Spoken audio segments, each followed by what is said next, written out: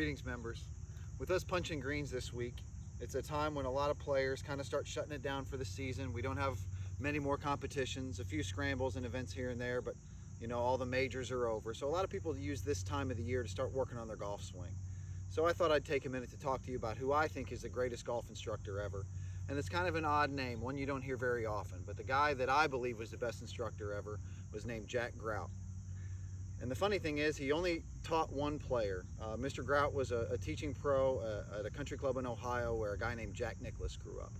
And what I admire about Mr. Grout is that he kept it very simple with, you know, in my opinion, the greatest champion of all time. Jack won more majors than anyone, won, you know, half a gazillion events on tours across the world, and was a pioneer for what today's champion should look like.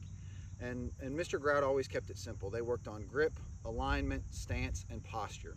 He didn't feel the need to be an important role in Jack's career. He didn't try and make headlines for himself. He simply did what he thought would lead to his student playing the best golf.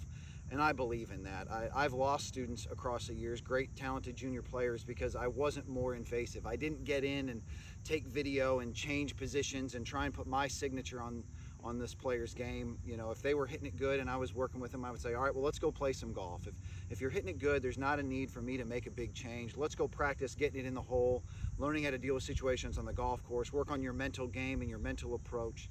And some parents wanted to see, you know, video screens with lines and drawing, and all these positions were changing, and I'm just not a big believer in that. I think if you hit the ball in the direction you're looking and can control distance and strike and control trajectory, that's all you really need to be able to play great golf. I don't think you need to have some picture perfect golf swing. Some of the best winners of all time have got goofy looking swings.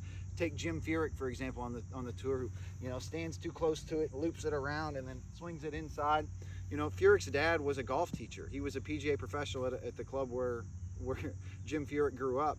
But he didn't believe that the swing had to look a certain way. He just believed that you had to have control over your golf ball. And ironically, Jim Furyk's nickname in the caddy room on the PGA Tour was the ATM, because every week, if you're on Furyk's bag, you're going to cash a check. That guy's going to finish in the money because he knows how to play the game regardless of what a swing looks like. So when players ask me for lessons, generally what I'm working on is grip, alignment, stance, and posture. If we can get those four things in a good position, I believe most people will figure out a functional way to swing the golf club. Now, sometimes it gets more involved, but you know, to put an example in place, if I get a player who's got the ball too far forward in their stance, they're going to have to make some type of a weird movement, whether it's sliding towards the golf ball or their swing's going to come too far inside or too far outside, simply because they're adjusting to ball position being incorrect. And to be frank, there's not one ball position that's perfect for everyone. Depending on how your body moves, your ball position might be better off a little further back or a little farther forward.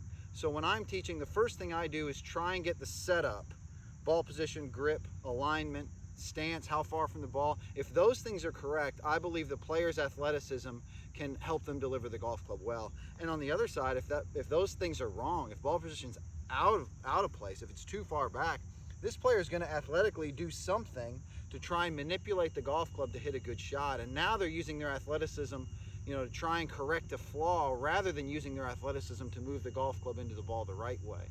So if you're interested in taking lessons, know that I'm probably not going to dig in and rebuild your whole golf swing. That's not really what I do.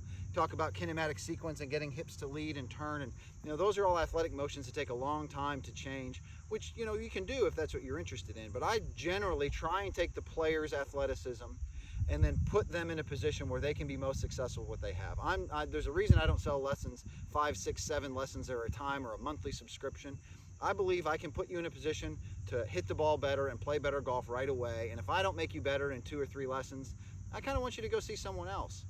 You know, in an era of YouTube, a lot of people enjoy the journey of trying to figure it out on your own, and I think that's great. But I can be a guide to help put the setup positions correct and enable you to have the best chance of success. That way you're not practicing bad habits simply because of a bad setup. So I'll hit one golf ball, and if it's good, maybe you'll come take a lesson. If it's not, you can try and figure it out on your own.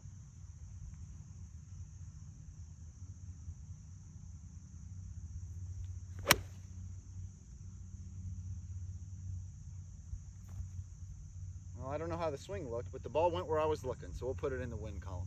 Have a great week, everyone. We'll see you soon.